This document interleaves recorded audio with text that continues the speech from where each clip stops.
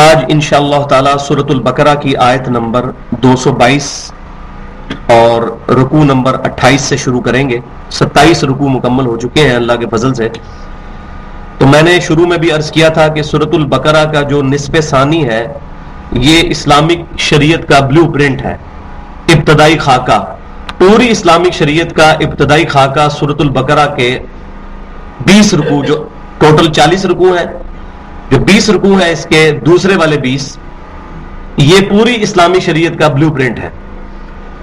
ابتدائی خاکہ سورۃ البقرہ میں آئے گا، پھر اس کے جو تعمیلی احکام ہیں وہ سورۃ المائدہ میں آئیں گے، جس میں پھر وہ شورى آفاق آیت بھی آئے گی، الیوم اکملت لکم دینکم واتممت علیکم نعمتی ورضیت لکم الاسلام دینا. اے محبوب صلی اللہ علیہ وسلم، ہم نے آج کے دن تم پر اپنی نعمت تمام کر دی اور اس دین کو تمہارے لیے مکمل کر دیا اور اسلام کو ایز اے دین تمہارے لیے پسند کیا. یہ نبی صلی اللہ علیہ وسلم پر آیت مبارکہ جو ہے وہ حجۃ الوداع کے موقع پر 10 ہجری کے اندر 9 ذی الحجہ جمعے کے دن نازل ہوئی.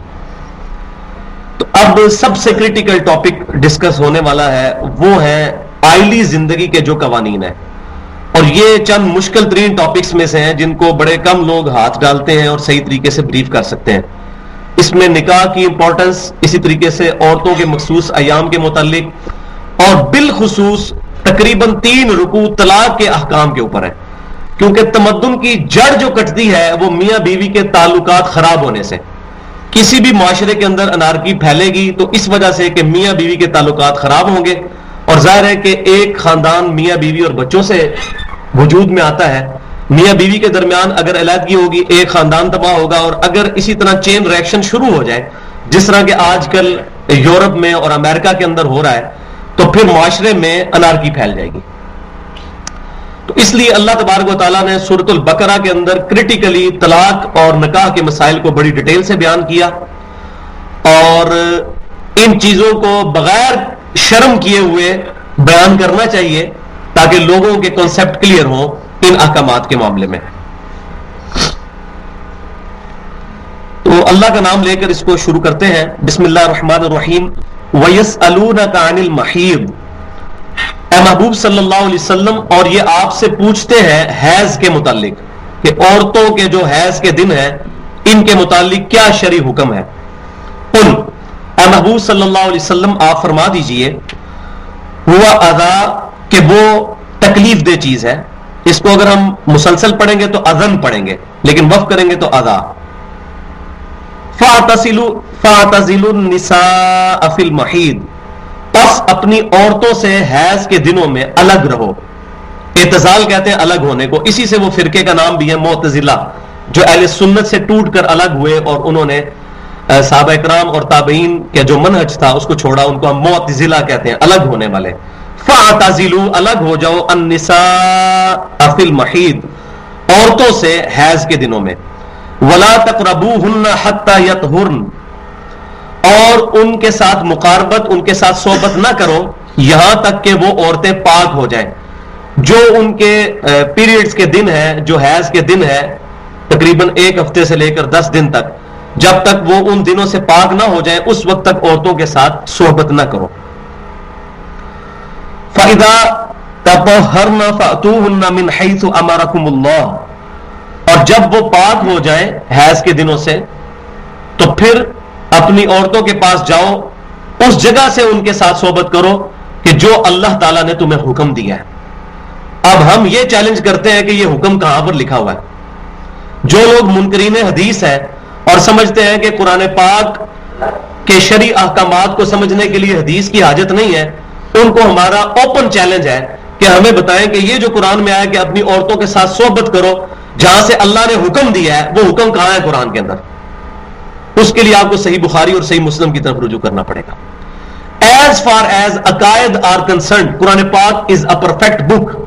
قرآن پاک کا بیسک ٹاپک عقیدہ ہے. عقیدے میں قرآن پاک حدیث کا محتاج نہیں ہے، اور قرآن کا مضمون بھی عقیدہ ہی ہے. یہ بعض لوگ زبان کھول کر کہہ دیتے ہیں جی نماز میں قرآن میں نماز کا طریقہ کوئی نہیں لکھا ہوا. یہ قرآن کی کمزوری نہیں ہے، قرآن کا ٹاپک نہیں ہے نماز کا طریقہ، نماز کا حکم ہے.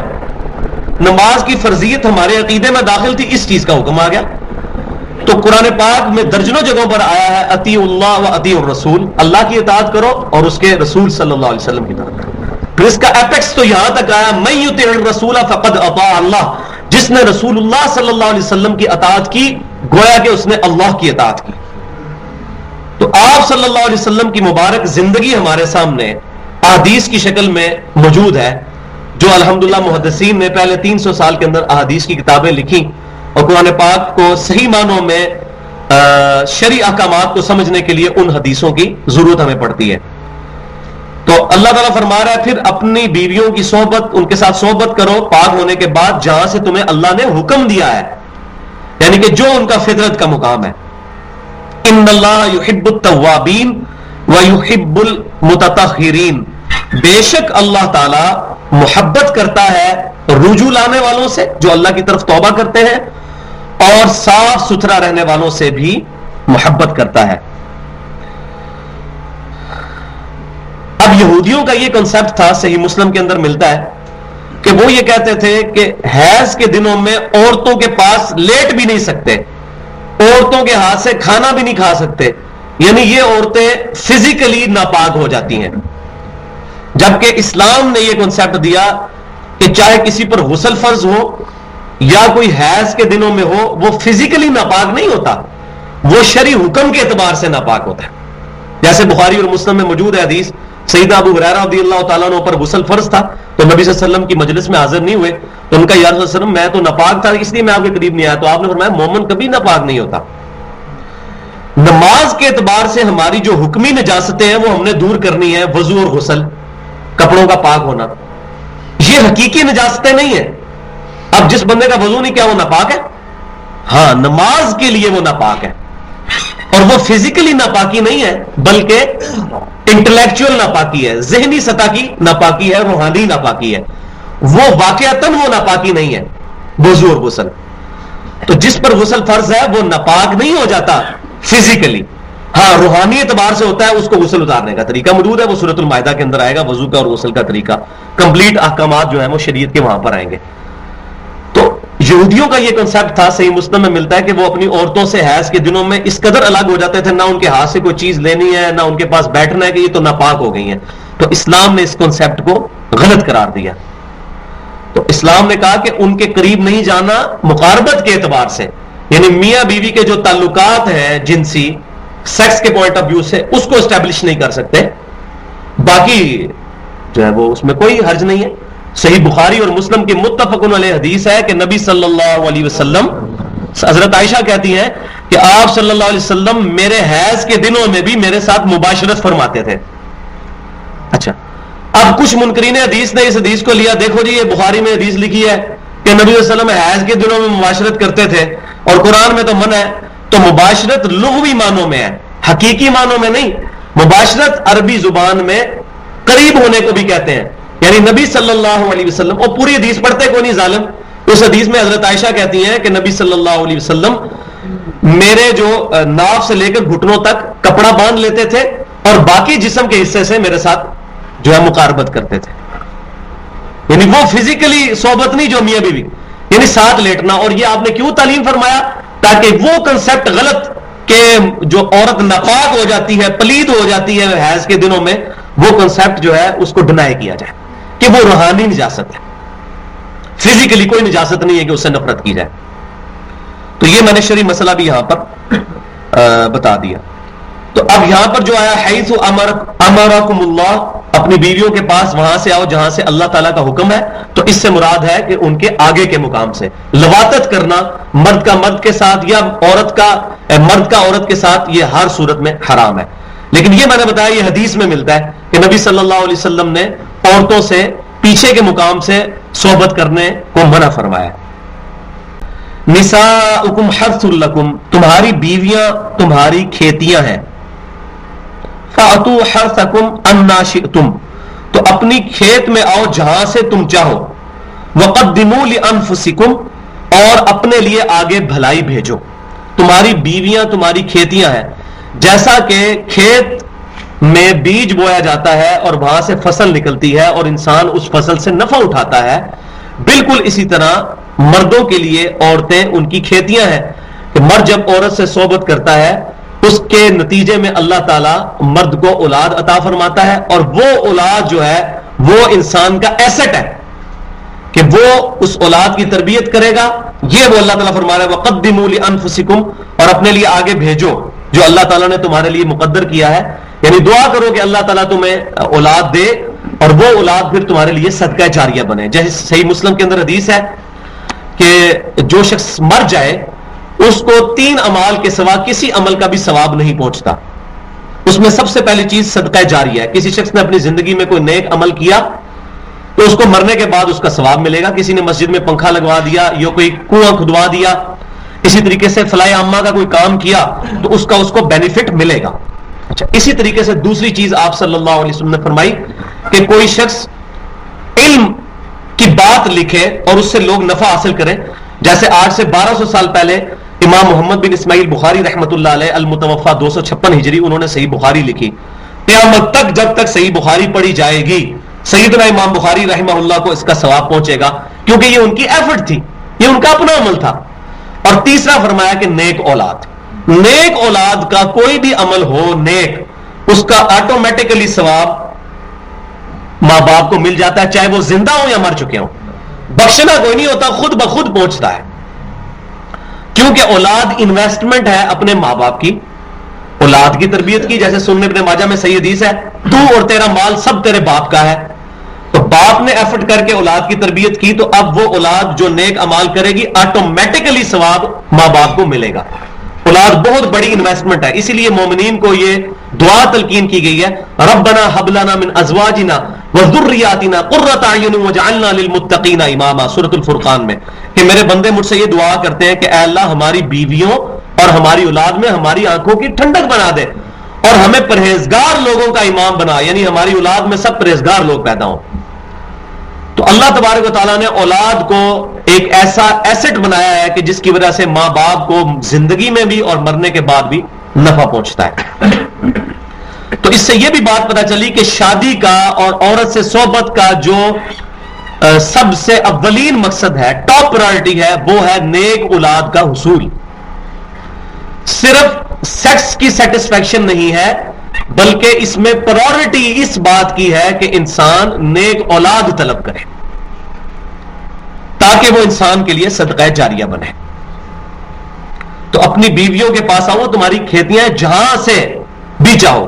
تو اس میں صحیح بخاری کے اندر حدیث موجود ہے کہ یہودی یہ کہتے تھے کہ اگر کوئی شخص اپنی بیوی سے صحبت تو صحیح جگہ پر کرے لیکن وہ اس کی پیٹھ کی طرف سے آئے تو یہ اس سے بچہ جو ہے وہ بھینگا پیدا ہوتا ہے. تو اسلام نے اس چیز کی معاونت کی کہ چاہے کوئی شخص جو ہے وہ اپنی عورت کے ساتھ اسی مقام پر جس پہ اللہ نے حکم دیا ہے صحبت کرے، آگے سے آئے یا پیچھے سے، مقام وہی ہونا چاہیے جو کہ اللہ تبارک و تعالیٰ نے یعنی فرج کے اندر، تو اس میں کوئی ایسا شرعی طور پر ممانعت نہیں. تو یہ اس کا ذکر ہے کہ اپنی بیویوں کے پاس آؤ جہاں سے مرضی. واتقوا اللہ، اور اللہ کا تقوی اختیار کرو. تو اصل چیز جو روح ہے اسلام میں احکام کی وہ اللہ کا تقوی ہے. تقوی ہوگا تو انسان جو ہے وہ گناہوں سے بچے گا اور اللہ تبارک و تعالیٰ کی فرما برداری کرے گا. اور تقوی کیا ہے؟ اللہ تعالیٰ کا خوف. وَاعْلَمُوا أَنَّكُمْ مُلَاقُوهُ، اور خوب جان لو کہ تمہیں اپنے رب سے ملاقات کرنی ہے. یہ جو اصل میں کانسیپٹ ہے نا کہ اپنے رب سے ملنا ہے، on the day of judgment accountability ہونی ہے، جواب دہی ہونی ہے اللہ کی بارگاہ میں. یہ وہ چیز ہے جو انسان کا قبلہ درست رکھتی ہے. اسی لیے سورۃ البقرہ کے شروع میں اللہ تعالیٰ نے آخرت کے بارے میں فرمایا وَبِالْآخِرَةِ هُمْ يُوقِنُونَ، آخرت پہ اہل ایمان یقین رکھتے ہیں. باقی چیزوں کے لیے کہا ایمان رکھتے ہیں، اس کے لیے کہا یقین. ایمان کا لفظ اینف نہیں تھا، اس کے لیے یقین آخری درجے کا ایمان. اور واقعی حقیقت یہ ہے کہ اگر یقین نہ ہو آخرت کا تو انسان داڑھی رکھے گا، نمازیں بھی پڑھے گا، شلوار ٹخنوں سے اوپر بھی رکھے گا اور رشوت کا کاروبار بھی کرے گا، سود بھی کھائے گا، سارے کام کرے گا. اگر گاڈ اللہ کی کانشیسنس انسان میں تقوی پیدا ہوگا پھر انسان جو ہے وہ واقعی نماز قائم کرنے والا ہوگا. اگر نماز پڑھ کے نکلا ہے تو اپنی پریکٹیکل لائف میں بھی امام کائنات صلی اللہ علیہ وسلم کی مبارک زندگی کے مطابق زندگی گزارنے کی کوشش کرے گا. تقوی نہیں ہے تو کوئی شرعی حکم انسان کا قبلہ درست نہیں کر سکتا اگر اللہ کا تقوی اور آخرت کا خوف نہیں ہے. وَاعْلَمُوا أَنَّكُمْ مُلَاقُوهُ، اور خوب جان لو اس بات کو کہ تمہیں اللہ سے ملاقات کرنی ہے. وَبَشِّرِ الْمُؤْمِنِينَ، اور اے محبوب صلی اللہ علیہ وسلم خوشخبری دے دیں ایمان والوں کو جو واقعی اللہ پر یقین رکھتے ہوئے گناہوں سے بچتے ہیں، نیک اعمال کو اڈاپٹ کرتے ہیں، اپنا اوڑھنا بچھونا. ان صلاتی و نسکی و محیایا و مماتی للہ رب العالمین، بے شک میری نماز، میری قربانی، میرا جینا، میرا مرنا میرے اللہ کے لیے ہے جو تمام جہانوں کا پالنے والا ہے. جنہوں نے اپنا اوڑھنا بچھونا اللہ کو بنا لیا ان کے لیے خوشخبری ہے. وَلَا تَجْعَلُوا اللَّهَ عُرْضَةً، اور مت بناؤ اللہ تعالیٰ کے نام کو رکاوٹ. لِأَيْمَانِكُمْ، کہ اس کی قسم کھا کر ان تبروا وتتقوا وتصلحوا بین الناس، کہ تم نیکی سے اور پرہیزگاری کے کاموں میں سے اور لوگوں کے درمیان صلح کرانے سے باز آ جاؤ، اس بنیاد پر کہ اللہ تعالیٰ کے نام کو تم قسم میں ڈھال بنا لو. مثلا کوئی شخص کے کسی کے ساتھ اس کا معاملہ ہوا، اس بندے نے زیادتی کر دی، پھر اس بندے نے قسم کھا لی کہ اللہ کی قسم آئندہ سے میں تیرے معاملے میں بولوں گا بھی نہیں کبھی، جا بے شک تیرا نقصان ہوتا رہے. تو اللہ تعالیٰ فرما رہا ہے اس چیز کی تمہیں قطعاً اجازت نہیں ہے کہ اللہ کی قسم اٹھا کر تم نیکی اور پرہیزگاری اور لوگوں میں صلح کروانے کے کاموں سے پیچھے ہٹ جاؤ کہ جی میں نے تو اب ان کے کام میں پڑھنا ہی نہیں ہے، جائیں باڑ میں. اس چیز کی اسلام میں اجازت نہیں ہے. اور یہ مضمون کھلے گا جا کے سورۃ النور میں، جب سیدنا ابوبکر صدیق رضی اللہ تعالیٰ عنہ پر ایک صحابی مستح رضی اللہ تعالیٰ عنہ نے غلطی سے، وہ جو سیدہ عائشہ پر زنا کی تہمت لگی تھی، اس تہمت لگانے والوں میں وہ بھی شامل ہو گئے، تو سیدنا ابوبکر صدیق نے قسم کھا لی کہ اللہ کی قسم میں اب اپنے بھتیجے کا جو خرچہ پانی بند کر دوں گا، اس نے میری بیٹی پہ تہمت کیوں لگائی. اس وقت وہاں پہ آیات نازل آئیں کہ سیدنا ابوبکر صدیق کو کہا گیا کہ آپ اللہ کی رضا کی خاطر اس کی خدمت کرتے تھے، اگر اس سے غلطی یہ ہوگی تو اس کا خرچہ پانی بند نہ کرو، تم نے تو جزا اللہ سے لینی ہے، اس سے تو نہیں لینی. تو یہاں بھی کہا جا رہا ہے کہ اپنی قسموں کو جو ہے وہ ڈھالنا بنا لو اس معاملے میں کہ میں کسی معاملے میں بولوں گا ہی نہیں، قسم توڑ دو اگر قسم اس طرح کی کوئی. اور نبی صلی اللہ علیہ وسلم کے بارے میں صحیح بخاری و مسلم میں آتا ہے، آپ صلی اللہ علیہ وسلم آتے ہیں کئی بار میں کسی معاملے میں قسم کھا لیتا ہوں، لیکن جب مجھے بعد میں خیال آتا ہے کہ اب میرا قسم توڑنا بہتر ہے، پھر میں اپنی قسم توڑ کے قسم کا کفارہ بھی ادا کر دیتا ہوں. وہ آگے سورۃ المائدہ میں جو تکمیلی احکامات میں آئے گا کہ وہ 10 مسکینوں کو کھانا کھلانا ہے، اور جو کھانا نہ کھلا سکے پھر وہ یا غلام آزاد کرے یا 10 مسکینوں کو کھانا کھلائے، اور اگر یہ بھی نہ استطاعت رکھتا ہو تو پھر مسلسل 3 روزے رکھے. وہ آگے چل گئے. تو وَلَا تَجْعَلُوا اللَّهَ عُرْضَةً، اللہ کے نام کی جو کو ڈھال مت بناؤ، لِأَيْمَانِكُمْ، کہ تم اس کی قسم کھا بیٹھو، ان تبرؤوا وتتقوا وتصلحوا بین الناس، کہ تم نہیں کرو گے نئے کام اور پرہیزگاری کے کام، لوگوں کے درمیان صلح نہیں کرواؤ گے، اللہ کے نام کی قسم اس طرح کی مت کھاؤ. واللہ السمیع العلیم، اور بے شک اللہ تبارک و تعالی سننے والا، علم والا ہے. لا یؤاخذکم اللہ باللغو فی ایمانکم، اللہ تعالیٰ تمہاری لغو قسمیں جو ہیں ان کے اوپر تمہاری پکڑ نہیں کرے گا کبھی بھی. یہ کیوں کہا جا رہا ہے؟ عرب کے لوگوں کی عادت تھی کہ وہ بات بات پہ کہتے تھے واللہ تاللہ، ادھر بھی کئی لوگوں کی عادت ہے اللہ کی قسمیں، اللہ کی قسمیں. تو اللہ تعالیٰ ہمارے یہ لغو قسمیں ہیں، ان کے اوپر تمہاری گرفت نہیں ہوگی، ان سے بھی بچنا چاہیے، لیکن اس سے وہ قسم ہو نہیں جاتی. کسی کا تقویہ کلام ہے واللہ میں آج سے تمہیں نہیں ملوں گا، اب اس کی نیت نہیں تھی قسم کھانے کی، اس کے تقیہ کلام ہے، تو اللہ تعالیٰ فرماتا ہے اس پہ کوئی گرفت نہیں ہے. واللہ لا یؤاخذکم اللہ باللغو فی ایمانکم، اللہ تعالیٰ پکڑ نہیں کرے گا تمہاری لغو قسموں کے اوپر، ولکن یؤاخذکم بما کسبت قلوبکم، بلکہ اللہ تعالیٰ تمہاری ان قسموں پر گرفت کرے گا جس میں تم نے دلی طور پر واقعی قسم کی نیت سے واللہ کہا تھا. کیونکہ عربی میں واللہ کا مطلب ہے اللہ کی قسم. ابھی اردو زبان میں ہم نے کئی لوگوں کو دیکھا کہتے ہیں واللہ یار میں کام نہیں کرنا واللہ، تو اب عربی میں تو قسم ہوگی، لیکن انہوں نے دل سے تو قسم نہیں کسی نے کھائی. تو اس طریقے سے اگر کوئی قسم کھا لے تو پھر یہ ہے کہ وہ اگر قسم توڑتا ہے یا تو قسم کو پورا کرے، اگر قسم کو توڑتا ہے پھر کفارہ ادا کرے گا.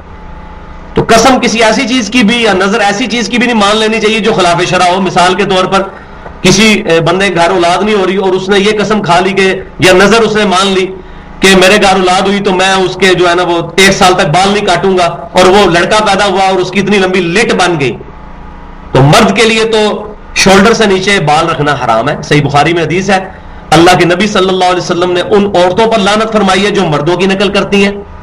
عورت کندھوں کندھوں سے اوپر بال نہیں رکھ سکتی، مرد کندھوں سے نیچے بال نہیں رکھ سکتے، اور ان مردوں پر لعنت فرمائی ہے جو عورتوں کی نقل اتارتے ہیں۔ عورت بال کاٹ سکتی ہے، یہ کنسپٹ بالکل غلط ہے کہ عورت بال نہیں کاٹ سکتی۔ صحیح بخاری میں موجود ہے کہ نبی صلی اللہ علیہ وسلم کی وفات کے بعد امہات المومنین نے اپنے بال کٹوا دیے تھے، انہوں نے بس شولڈر تک، بس جس یہاں تک بال کر لیے تھے، کیونکہ بال حسن ہے، تو ان کا یہ موقف تھا کہ ہمارا خامد تو فوت ہو چکا اور ہم کسی اور کے لیے زینت کر نہیں سکتی، کیونکہ آپ صلی اللہ علیہ وسلم کی بیویاں جو امت کی مائیں ہیں، تو حضرت عائشہ نے بھی اپنے بال کٹوا دیے، باقی امہات المومنین نے بھی اپنے بال کٹوا کے چھوٹے چھوٹے کروا دیے تھے، لیکن یہ نہیں کہ شولڈر سے اوپر کر دیے تھے۔ تو عورت اتنے بال رکھ سکتی ہے، عورت کے بال کٹوانے میں ہاں مردوں کی مثل نہیں کر سکتی کہ وہ اس طریقے سے بال لوگوں نے یہ زلفیں رکھی ہوتی ہیں اور وہ شولڈر سے بھی نیچے جا رہی ہوتی ہیں اور وہ سمجھتے ہیں ہم بہت نیکی کا کام کر رہے ہیں۔ یہ حرام ہے کہ مرد کے بال شولڈر سے نیچے جائیں، یہ بھی حرام، عورت کے بال شولڈر سے اوپر اوپر ہیں، یہ بھی حرام۔ شولڈر سے جسٹ نیچے ہو گئے عورت کے بال تو اب وہ حرام سے نکل گئی، اس طریقے سے مرد کے جسٹ اوپر ہو گئے تو وہ حرام سے نکل گئے۔ واللہ غفور حلیم، اللہ تعالیٰ معاف فرمانے والا اور حلم والا ہے۔ اب میں نے بتایا تھا جب بھی کوئی آیت کنکلوڈ ہوتی ہے وہاں اللہ کی جو صفات آتی ہیں وہ بڑی انٹلیکچوئل ہوتی ہیں۔ اللہ تو ہمارا میں معاف کرنے والا بھی ہوں کہ تم سے جو غلطی میں لفظ باتیں نکل جاتی ہیں معاف کریں گے، اور حلیم بھی ہوں، اور میرا حلم بھی ہے کہ میں تمہیں ان غلط باتوں میں پکڑتا بھی نہیں ہوں۔ ورنہ اللہ تعالیٰ اگر چھوٹی چھوٹی بات پہ پکڑنا شروع کر دے تو کوئی بندہ نہیں بچ سکتا۔ یہ آگے جا کے سورہ فاطر میں آئے گا کہ اگر اللہ تعالیٰ تمہارے اعمال کی وجہ سے تم پر گرفت کرتا تو روئے زمین پر ایک بھی چلنے پھرنے والا نہ بچتا، سب کی پکڑ ہو جاتی۔ تو اللہ تعالیٰ حلم والا ہے، برداشت والا ہے، اور واقعی اللہ کی برداشت ہے کہ اللہ کی زمین کے اوپر اللہ تعالیٰ کی نافرمانیاں ہو رہی ہیں، اس کے محبوب صلی اللہ علیہ وسلم کی نافرمانیاں ہو رہی ہیں، قرآن اور سنت کا مذاق اڑایا جا رہا ہے، خصوصاً ہمارے اس ملک کے اندر بالخصوص، اور اللہ تعالیٰ کا حلم ہے۔ آج دیکھ لیں، آپ خبروں میں دیکھا ہوگا جاپان میں 2000 سے زیادہ لوگ مر چکے ہیں سونامی کی وجہ سے، آج کی رپورٹ ہے، اور اس کی ویڈیوز بنی ہوئی ہیں کس طرح وہ اتنی ٹیکنالوجی والا ملک اور بلڈنگیں اس طرح صفایا ہوئی ہیں جیسے کوئی وائپر بھیج دیتا ہے۔ تو اللہ تعالیٰ کے لیے کوئی مسئلہ نہیں ہے کہ اللہ تعالیٰ ان نافرمانیوں کے سبب ہمارے ساتھ بھی یہ معاملہ کرے، یہ اس کا حلم ہے، اور واللہ اگر وہ کرے تو اس کا عدل ہے۔ ہم اللہ تعالیٰ سے اس کا عدل نہیں، اس کا رحم ہی مانگتے ہیں۔ اب ایک اور کریٹیکل مسئلہ ڈسکس ہونے لگا ہے، وہ ہے ایلہ کرنا۔ ایلہ بھی ایک ٹرمنالوجی ہے شریعت میں۔ اب میں نے بتایا طلاق حیض کے، پھر طلاق کے، اور اب یہ احکامات۔ ایلہ یہ ہے کہ کوئی شخص اس بات کی قسم کھا لے کہ میں 1 مہینے تک یا 1.5 مہینے تک یا 2 مہینے تک یا 40 دن تک اپنی بیوی سے صحبت نہیں کروں گا، اس کو کہا جاتا ہے ایلہ۔ اور یہ نبی صلی اللہ علیہ وسلم نے بھی اپنی بیویوں سے کیا تھا۔ جب سیدہ عائشہ رضی اللہ تعالیٰ عنہ اور سیدہ حفصہ نے، صحیح بخاری اور مسلم میں ہے، اور اس کا ذکر جو ہے وہ سورۃ الاحزاب میں بھی موجود ہے، لیکن اس کی پوری ڈیٹیل جو ہے وہ صحیح بخاری اور مسلم کے اندر ہے، کہ جب ان دو امہات المومنین نے نبی صلی اللہ علیہ وسلم سے نان و نفقہ مانگنے میں تھوڑا سا آپ صلی اللہ علیہ وسلم کے ساتھ جو ہے وہ زبان ایسی استعمال کی کہ آپ صلی اللہ علیہ وسلم سے انہوں نے شد و مت کے ساتھ ڈیمانڈ کیا کہ آپ ہمارا خرچہ بڑھائیں، تو نبی صلی اللہ علیہ وسلم تو فقر کی زندگی گزار رہے تھے، تو اللہ تبارک و تعالیٰ کو سخت جلال آیا، پھر قرآن کی آیات نازل ہوئی، 21ویں پارے کا آخری صفحہ، 22ویں پارے کا پہلا صفحہ پڑھ لیں، کہ نبی صلی اللہ علیہ وسلم کو کہا گیا کہ آپ اپنی بیویوں سے کہیں کہ اگر تم دنیا کا مال چاہتی ہو تو میں تمہیں دنیا کا مال دے کے رخصت کر دیتا ہوں، اور اگر اللہ اور اس کا رسول اور آخرت کو چاہتی ہو پھر میرے نبی صلی اللہ علیہ وسلم کے ساتھ اسی قسم پرسی کے حال میں تم نے گزارا کرنا ہے۔ تو نبی صلی اللہ علیہ وسلم نے پھر ایلا کیا، اپنی بیویوں سے 1 مہینے تک الگ رہے، پھر بعد میں ان کو اختیار دیا تو پھر انہوں نے رو رو کر نبی صلی اللہ علیہ وسلم سے معافی مانگی، اور پھر آندہ انہوں نے اپنی زبان جو ہے اس معاملے میں نہیں کھولی۔ تو ایلا کرنا یہ ہے کہ کوئی شخص اپنی بیوی سے علیحدگی کی قسم کھا لے۔ اب وہ اپنی بیوی سے لاگی قسم یہ نہیں میں 1 سال اپنی بیوی سے لگ رہوں گا، اپنی بیوی کو 1 سال کے لیے لٹکایا نہیں جا سکتا، زیادہ سے زیادہ 4 مہینے کی اجازت ہے ایلا کرنے کی، کہ کوئی شخص اپنی بیوی کو سزا دینے کے طور پہ یہ کہے کہ میں اپنی بیوی کے قریب نہیں جاؤں گا۔ اب ظاہر طلاق تو نہیں دی نا اس نے، تو وہ لٹکی ہوئی ہے، تو کتنے عرصے کے لیے لٹکا سکتے ہیں؟ 4 مہینے۔ اسی لیے سیدنا عمر رضی اللہ تعالیٰ عنہ نے یہ کنسپٹ جو ہے وہ اخذ کیا تھا اسی آیت کے تحت کہ کوئی بھی فوجی 4 مہینے سے زیادہ جو ہے وہ محاذ جنگ پہ نہیں رہے گا اپنی بیوی کو چھوڑ کے، 4 مہینے کے اندر وہ واپس ضرور آئے گا، کیونکہ اللہ تعالیٰ بھی فرما رہا ہے کہ اپنی بیویوں سے 4 مہینے زیادہ تم الگ نہیں رہ سکتے۔ اسی وجہ سے یہ جو تبلیغی جماعت کے لوگوں نے بھی وہ 4 مہینے کا کنسپٹ نکالا ہے، یہاں تک تو ان کی بات ٹھیک ہے لیکن جو 7 مہینے اور 1 سال کا کانسیپٹ ہے شادی شدہ بندوں کے لیے بغیر بیویوں کے وہ ٹریول کرتے ہیں، تو یہ اس کے ساتھ متصادم ہے. تو ان کو اخلاق کے ساتھ پازیٹیولی ان کی چیزوں کو ایڈریس کرنا چاہیے. بہت اچھا کام کر رہے ہیں. باقی ان سے جو غلطی تو ہر بندے سے ہو سکتی ہے، لیکن یہ چیز ہے کہ 4 مہینے سے زیادہ کوئی بھی مرد اپنی بیوی سے الگ نہیں رہ سکتا. اسی طریقے سے جو لوگ دوسرے ملکوں میں چلے جاتے ہیں رزق کمانے کے لیے اور اس طرح کے معاملات میں کوئی بہت بڑا شرعی عذر ہو جائے وہ تو الگ بات ہے. ادروائز یا تو اپنی بیویوں کو ساتھ لے کے جائیں اور کوشش کریں وہاں ساتھ سیٹل کریں. اس طرح معاشرے میں پھر انارکی پھیلتی ہے. للذین یؤلون من نسائہم، تم میں سے جو کوئی اپنی بیویوں کے ساتھ ایلا کر بیٹھے، ایسی قسم کھا بیٹھے، تربص 4 اشہر، تو ان کی مہلت پھر 4 مہینے تک کے لیے. 4 مہینوں سے زیادہ اپنی بیوی سے لگ نہیں رہ سکتے کہ میں اب اپنی بیوی سے 5 مہینے لگ رہوں گا، ایسا نہیں. فَإِن فَاءُوا فَإِنَّ اللَّهَ غَفُورٌ رَحِيمٌ، پھر اگر وہ رجوع کر لیں اس مدت کے اندر تو اللہ تبارک و تعالیٰ معاف کرنے والا ہے اور رحم کرنے والا ہے.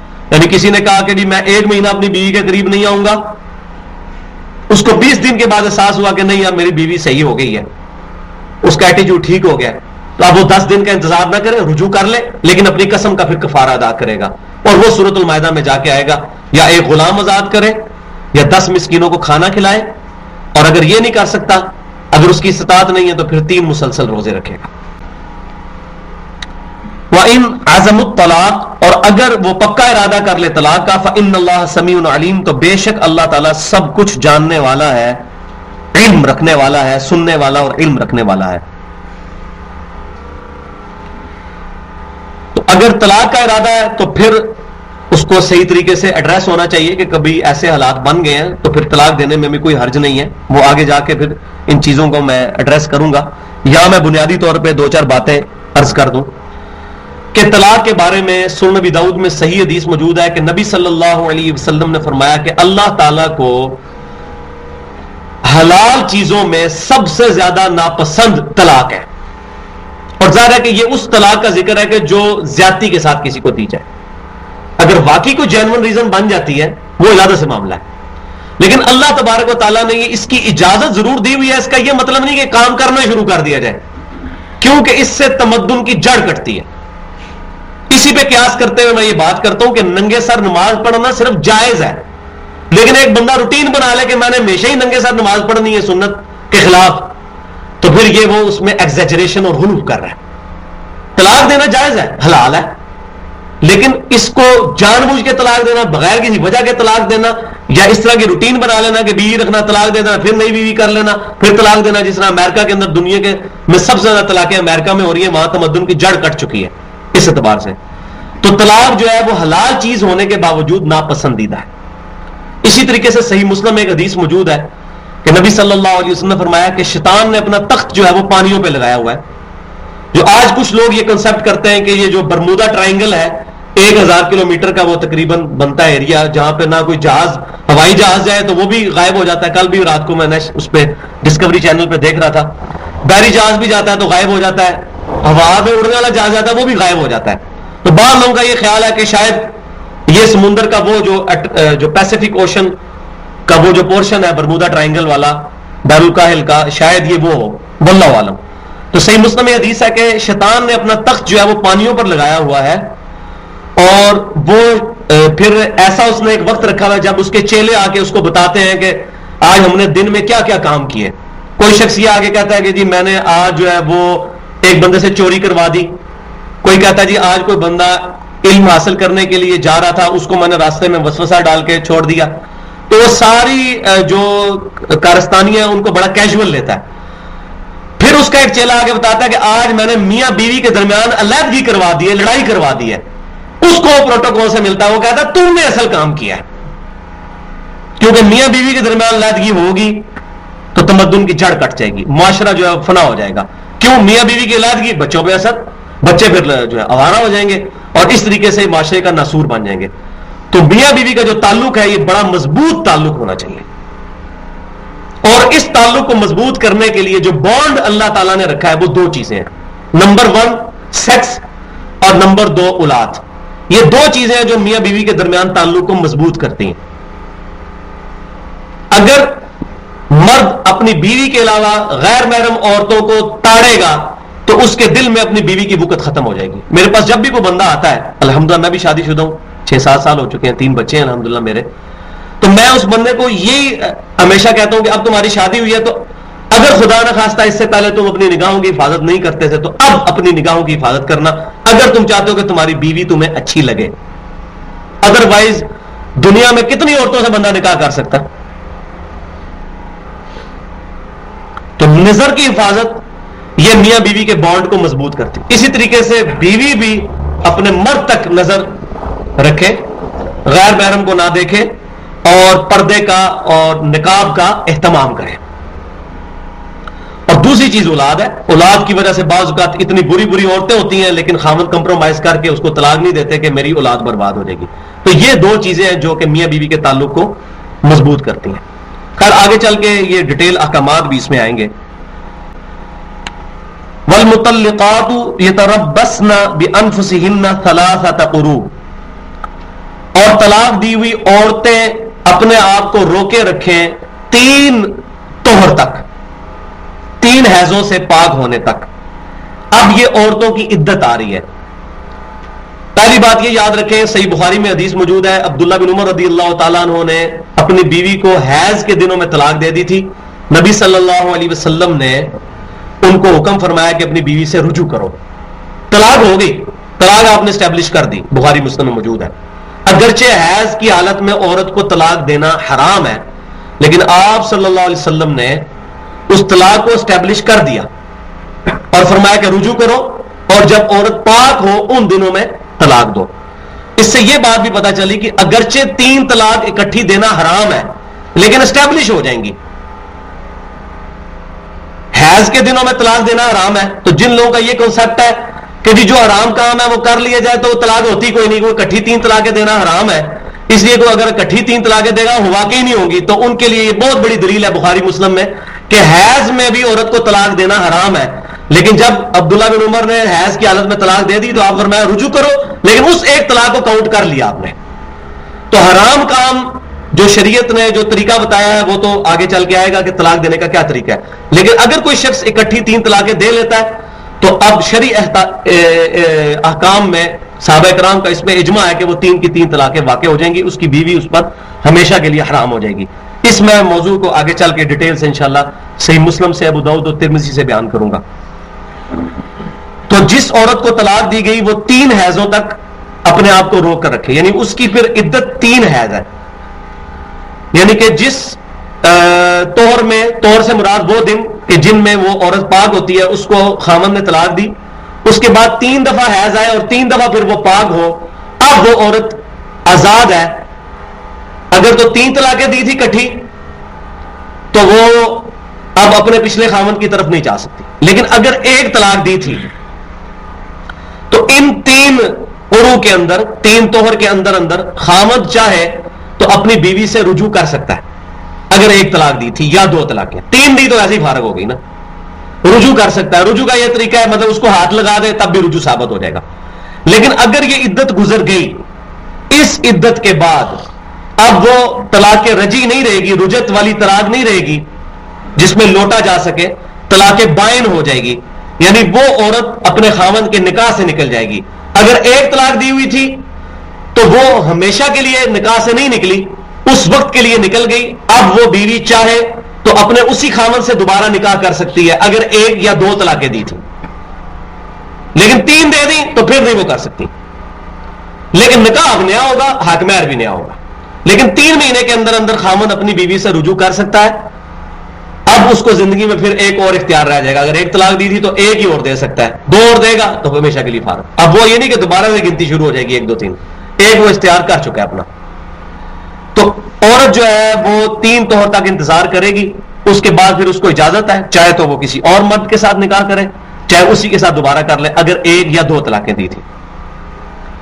وَلَا يَحِلُّ لَهُنَّ أَن يَكْتُمْنَ مَا خَلَقَ اللَّهُ فِي أَرْحَامِهِنَّ، اور کسی عورت کے لیے جائز نہیں ہے کہ جو اس کے پیٹ میں، رحم میں اللہ تعالیٰ نے کوئی چیز پیدا فرما دی ہے تو وہ اس کو چھپائے.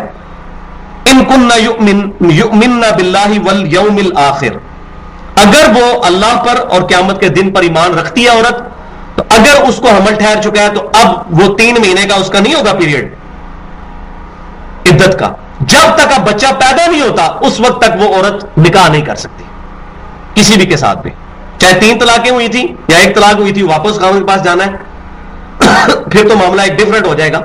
لیکن اگر عورت کو حمل ٹھہر چکا, اب وہ کہ جی میں 3 مہینے تک انتظار کروں گی, کوئی قرآن میں 3 مہینے لکھا نہیں, قرآن پاک میں 3 اس صورت میں ہے کہ جب حمل نہ ٹھہرا ہو, اور اگر حمل ٹھہرا ہو تو چاہے 1 دن کے بعد بھی ڈلیوری ہو جائے تو عورت کی عدت ختم ہو جائے گی. یہ حدیثوں میں ملتا ہے, پھر 3 مہینے کی ضرورت نہیں ہے. وہ 3 مہینے کا پیریڈ اس لیے رکھا گیا ہے کہ اگر اس دوران حمل ٹھہرنا ہے یا کوئی ایسا معاملہ ہونا ہے تو واضح ہو جائے, بالکل کرسٹل کلیئر ہو جائے, اس وجہ سے مدت رکھی گئی ہے. یہ عدت کی بات ہو رہی ہے. جو بیوہ عورت ہے اس کی عدت بالکل ڈفرنٹ ہے, وہ اپنے خاوند کا سوگ کرے گی 4 مہینے 10 دن, وہ آگے چل کے آئے گا. وہ ہے بیوہ عورت کا, یہ ہے طلاق یافتہ عورت کا. یہ بڑے کریٹیکل مسائل ہیں, اور یہ میں جتنے فلوئنٹلی آپ سے بیان کر رہا ہوں نا یہ چیزیں, تو ان کو بڑی توجہ کے ساتھ سنیں. عموماً ان مسئلوں کے اوپر اتنے زیادہ لوگوں کو گرپ نہیں ہوتی ہے, نہ لوگ پوچھتے ہیں, شرماتے ہیں.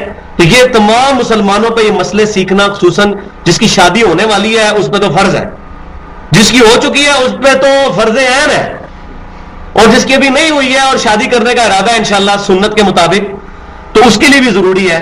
کیونکہ النکاح سنتی فمن رغب عن سنتی فلیس منی, بخاری مسلم کی حدیث ہے, نکاح میری سنت ہے, جس نے میری سنت سے اغراض کیا وہ اس کا مجھ سے کوئی تعلق نہیں ہے. تو یہ مسائل سیکھنے ہیں. تو یہ جو مولوی نکاح پڑھانے کے لیے آتا ہے اس کی یہ رسپانسبلٹی ہے کہ وہ بجائے کلمے سننے کے, جو ثابت ہی کوئی نہیں ہے, وہ اس وقت اس کو یہ مسئلہ بتائے کہ بھائی اگر اپنی بیوی پہ غصہ آئے تو بے شک برتن توڑ لینا, شاید بیوی کو مارنا پڑے تو چہرے کے علاوہ مار لینا, لیکن طلاق کا لفظ نہ اپنے منہ کے اوپر لے کے آنا. ہمارے لوگ کیا کرتے ہیں, جب بھی غصہ نکالنا ہوتا ہے فوراً جی طلاق طلاق طلاق طلاق فارغ, پھر فتوا لیتے پھرتے ہیں جی جناب کدھر سے فتوا مل جائے گا, میں نے 3 طلاق, ہو جی بچہ غصے سی, جی تو غصے میں طلاق دی جاتی ہے, پیار سے کون طلاق دیتا ہے, وہ جی غصے سی. ابو داؤد, ترمذی اور ابن ماجہ میں حدیث ہے, نبی صلی اللہ علیہ وسلم فرمایا 3 کام مذاق میں بھی ہو جاتے ہیں, نکاح, طلاق اور رجوع, مذاق میں بھی ہو جاتے ہیں. غصہ تو بڑی دور کی بات ہے, تو غصے میں کسی نے طلاق دی, کسی معاملے میں غصے میں ہی طلاق دی جاتی ہے, پھر وہ فتوے لیتے پھرتے ہیں کہ جی نہیں جی وہ غصہ تھا جی, بس وہ کٹھی تلیم طلاق تو ہوتی نہیں ہے, ایک شمار ہوتی ہے.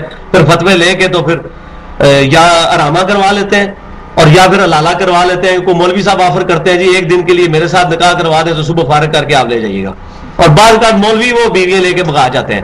اس طرح بھی ہوا ہے. یہ حلالے کے اوپر بھی آگے چل کے آ رہا ہے کہ حلالے کے بارے میں اللہ کے نبی صلی اللہ علیہ وسلم نے لعنت فرمائی ہے, حلالہ کرنے والے پر بھی کروانے والے کے اوپر بھی. جامع ترمذی میں, ابو داؤد, ابن ماجہ میں حدیث موجود ہے. ابن ماجہ میں پورا چیپٹر ہے کہ لعنت ہے اس شخص پہ جو حلالہ کرواتا اور اپنا حلالہ نکلواتا ہے. تو وہ آگے چل کے انشاءاللہ یہ چیزیں آ رہی ہیں. تو یہ خامن جب نکاح ہو اس وقت یہ اس کی مولوی کی یا عالم کی ذمہ داری ہے کہ وہ بتائے کہ بھائی طلاق کا لفظ نہیں اپنے منہ پر لے کے آنا, پھر فتوے نہ لیتے پھرنا, تاکہ اس کو صبر کا مادہ پیدا ہو. تو جتنے ماشاءاللہ دیندار لوگ ہیں, آپ دیکھیں کہ یہ جتنے دیندار لوگ ہیں, پریکٹسنگ مسلمان ہیں, آپ بہت کم دیکھیں گے کہ وہ اپنی بیویوں کو طلاق دیتے ہوں, بہت کم دیکھیں گے. کبھی کسی امام مسجد کا سنا ہے انہوں نے بیوی کو طلاق دے دی, میں نے اپنی زندگی میں نہیں کبھی سنا, بہت کم ہوتا ہے. اگر عام بندوں سے کمپیئر کریں تو کم. اسی طریقے سے خودکشی کی ریشو بھی امام مسجد خطیب حضرات میں ایز کمپیئر ٹو عام بندوں کے بہت کم ہوتی ہے. اتنا ان کو کم از کم سینس ہوتا ہے. اگرچہ میں خود مولویوں کے بہت سخت خلاف ہوں, لیکن جو پازیٹو چیز ہے وہ تو ایڈریس کرنی چاہیے کسی کی بھی ہو. تو تھوڑا بہت دین کا کنسیپٹ جو ہے وہ انسان کو گائیڈ کرتا ہے, پھر انسان اس طرح کی حرکتیں نہیں کرتا. ان کننا یؤمننا باللہ والیوم الآخر, تو وہی پھر کانٹے کی بات آ گئی. اگر تم اللہ پر ایمان رکھتے ہو اور آخرت کے دن پر ایمان رکھتی ہو اے عورتوں, پھر تم کبھی بھی اپنے پیٹ کا حمل جو ہے اس کو چھپاؤ گی نہیں. تو اصل جو روح ہے تقوی کی وہ اکاؤنٹیبلٹی آف گاڈ ہے, اکاؤنٹیبلٹی آف اللہ ہے. وَبُعُولَتُهُنَّ أَحَقُّ بِرَدِّهِنَّ, ان کے خامد زیادہ حقدار ہیں کہ وہ عورتیں ان کو لوٹا دی جائے. فی ذالک ان ارادوا اصلاحا, اس مدت میں اگر وہ اصلاح کا ارادہ کر لیں. اب یہ نہیں ہے کہ بیوی کے جو بھائی ہیں وہ میدان عمل میں اتر آئے شی جوان بن کے, انہیں تینوں طلاق دیتی ہے اور اس کا تو بڑھنا بھی نہیں ہے. اب ایک طلاق دی ہے, 2-2.5 مہینے بعد اس کو احساس ہو گیا کہ یار میں نے زیادتی کی ہے, تو اللہ تعالیٰ نے فرمایا ہے کہ وہ اسی خاوند کا حق ہے کہ اس کی طرف جو ہے وہ لوٹا دیا جائے اس کی بیوی کو, اور اس میں کوئی بندہ رکاوٹ نہ بنے اگر وہ اصلاح چاہتے ہیں. ایون طلاق بائن بھی ہو چکی ہے اگر, یعنی کہ وہ نکاح سے نکل چکی ہے عورت ایک طلاق کی وجہ سے یا 2 کی وجہ سے, 3 کی وجہ سے تو ہمیشہ ہی فارغ ہو گئی نا, 1 یا 2 کی وجہ سے نکل چکی ہے, تو اب وہ عدت گزارنے کے بعد چونکہ اس نے 3 طلاقوں والا حق استعمال نہیں کیا خامند نے, 2 تک ہی کیا یا 1 تک, تو اپنے پچھلے خامند کی طرف لوٹ سکتی ہے اور نیا نکاح بھی کر سکتی ہے. اب 2 رشتے آگے, ایک نئے خامند کا ایک پرانے کا, تب بھی قرآن کہتا ہے کہ پرانے کی طرف لوٹاؤ, اس کا زیادہ حق ہے. لیکن اس میں پھر یہ نہیں ہے کہ وہ سالے جو ہے وہ سامنے آ جائیں کہ اسی تکنے جناب اس نے ساڑی بھن نال انج کیتا اسی تو نہیں ہونا. اور بعض اوقات اللہ معافی دے, یہ ہماری جو خصوصاً ہمارے پنجاب کے کلچر کے اندر یہ صرف خاندانی تعصب کے اندر اس حد تک بات جاتی ہے کہ میاں بھی چاہ رہا ہوتا ہے, بیوی بھی چاہ رہی ہوتی ہے, سب کچھ چاہ رہے ہوتے ہیں, لیکن پھر بھی میاں بیوی اکٹھے نہیں ہو سکتے. یہ صرف قرآن سے دوری ہے. دیکھیں اللہ تعالیٰ کتنا کھول کھول کے بیان کر رہا ہے, وَبَعُولَتُهُنَّ أَحَقُّ بِرَدِّهِنَّ, ان کے خاوند زیادہ حقدار ہیں کہ ان کی طرف ان کی بیویاں لٹائی جائیں. فی ذالک, اس مدت کے اندر, اس وقت تو خاوند ہے نا, 3 مہینے کے اندر اندر خاوند کی طرف لوٹ سکتی ہے اگر 2 طلاقیں یا 1 طلاق ہوئی ہے تو. ان ارادوا اصلاحا, اگر وہ اپنے اصلاح کا ارادہ کر ہی لیں. وَلَهُنَّ مِثْلُ الَّذِي عَلَيْهِنَّ بِالْمَعْرُوفِ, اور ان کے بھی حقوق ہیں مردوں پر جیسا کہ مردوں کے حقوق ہے ان پر, یعنی عورتوں کا بھی مرد کے اوپر حق ہے جس طرح کہ مردوں کا عورتوں. یہ نہیں کہ خالی خامند کا ہی حق ہے کہ وہ اپنی بیوی کو دبا کے رکھے گا اور وہ اس کی وہ حکم مانے گی, بلکہ بیوی کے بھی اپنے خامند کے اوپر حقوق ہے, ان کو نان و نفقہ دے, ٹھیک ہے, اس کا خرچہ پورا کرے, کھانے پینے کا, کپڑوں کا, شیلٹر کا, ہر چیز کا اہتمام کرے اپنی رینج کے مطابق. یہ نہیں ہے کہ بیوی کی خواہشات کو پورا کرنے کے لیے سود پہ قرضے اٹھانا شروع کر دے, ہر مہینے 3-3 4-4 سوٹ سلوانا شروع کر دے, یا اس کی نجائز خواہشات کو پورا کرنے کے لیے آرام کمانا شروع کر دے. نہیں, اس لمٹ کے اندر اندر جو امام کائنات صلی اللہ علیہ وسلم کی صحیح حدیث کے اندر مینشن کی گئی ہیں. تو بیویوں کا بھی خاوند پہ حق ہے, خاوند کا بھی بیویوں پہ حق ہے, دونوں طرف ہے, ون سائیڈڈ نہیں ہے. لیکن وَلِلرِّجَالِ عَلَيْهِنَّ دَرَجَةٌ, مگر مردوں کو عورتوں پر 1 درجہ زیادہ ہے. اور اس کا پھر کلائمیکس آئے گا سورۃ النساء میں, الرجال قوامون علی النساء, مرد عورتوں پر حاکم ہے. یہ وہ کانٹا ہے جو عورتوں کے گلے سے نیچے نہیں اترتا, لیکن یہ اللہ کا حکم ہے. کیوں؟ جب تک شادی نہیں ہوئی تھی, اس بات کو سمجھیں, یہ بڑی انپورٹنٹ بات ہے, جب تک شادی نہیں ہوئی تھی میاں اور بیوی برابر ہے.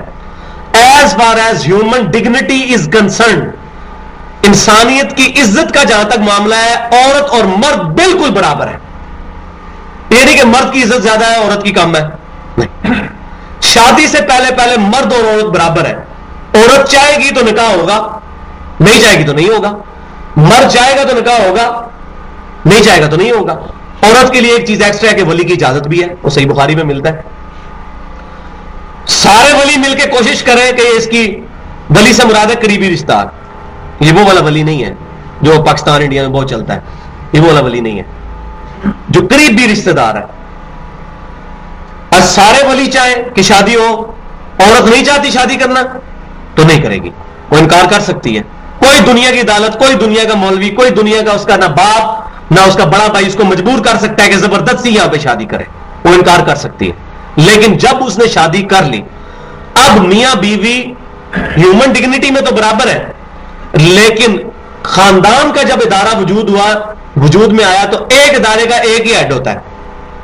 کسی ادارے کے 2 ہیڈ ہوتے ہیں, کسی ملک کے 2 پرائم منسٹر ہوتے ہیں, 2 پریزیڈنٹ ہوتے ہیں. ہاں یہ ہو سکتا ہے ایک پریزیڈنٹ اور ایک وائس پریزیڈنٹ, پریزیڈنٹ ایک ہی ہوگا. ایک ادارے کے ڈائریکٹرز سینکڑوں ہو سکتے ہیں, لیکن ایم ڈی مینیجنگ ڈائریکٹر ایک ہی ہوگا جو اوپر سارے ڈائریکٹرز کو مینیج کرے گا. تو جب خاندان کا ادارہ وجود میں آئے گا, پھر خاوند جو ہے نا وہ ہے خاندان کے ادارے کا سربراہ, بیوی اس کی اسسٹنٹ بن کے رہے گی. لیکن یہ مطلب نہیں ہے کہ اس کو پرسنل سیکرٹری بنا لے گا. مراد یہ ہے کہ وہ بیوی پھر خاوند کو آن کر کے اس کے احکامات جو وہ حکم دیتا ہے شریعت کے دائرے کے اندر اس کے مطابق چلے گی. اور جہاں کنفلکٹ آئے گا تو مرد کا ووٹ جو ہے وہ ویٹو ہوگا, کیونکہ اللہ تعالیٰ نے اس کو اختیار دیا. اس کی وجہ یہ ہے کہ مرد کے اندر حلم زیادہ ہوتا ہے. اور یہ میں اپنی بیوی کو بھی کئی بار کہتا ہوں کہ اگر طلاق کا اختیار تیرے پاس ہوتا ہے ان 6 سالوں میں مجھے کم از کم 600 دفعہ طلاق دے بیٹھی ہوتی ہے. یہ حقیقت ہے. عورتوں اور اللہ تعالیٰ نے عورتوں کی ایسی نیچر بنائی ہے, سورۃ النساء میں آئے گا کہ یہ غصہ بھی بڑی جلدی آتا ہے ان کو اور بھول بھی بڑی جلدی جاتی ہیں. اسی لیے جو ہے ایک مرد کے برابر 2 عورتوں کی گواہی ہے, کیونکہ عورتوں کا جو یاداشت ہے وہ تھوڑی کم ہوتی ہے اور وہ فوراً, یہ اللہ تعالیٰ نے ان کا سیفٹی والو رکھا ہوا ہے دماغ کے اندر کہ وہ اپنے ساتھ زیادتی کو فوراً بلا دیتی ہیں. مرد تو بڑا کھوری ہوتا ہے نا, تو اس لیے اللہ تعالیٰ نے مرد کو اختیار دیا ہے. وہ مرد جو ہے وہ تو سوچے گا کہ میں بیوی بارے کی تو میرے ساتھ کیا بنے گا, بچوں کو میں کہاں سے پالوں گا. تو عورت تو بھی سوچے گی ہوگی کہ یار جی طلاق طلاق چل فارغ. اس لیے اللہ تعالیٰ نے مرد کو اختیار دیا ہے اس چیز کا کہ وہ طلاق دے گا اپنی بیوی کو, عورت نہیں اپنے خاوند کو طلاق دے سکتی.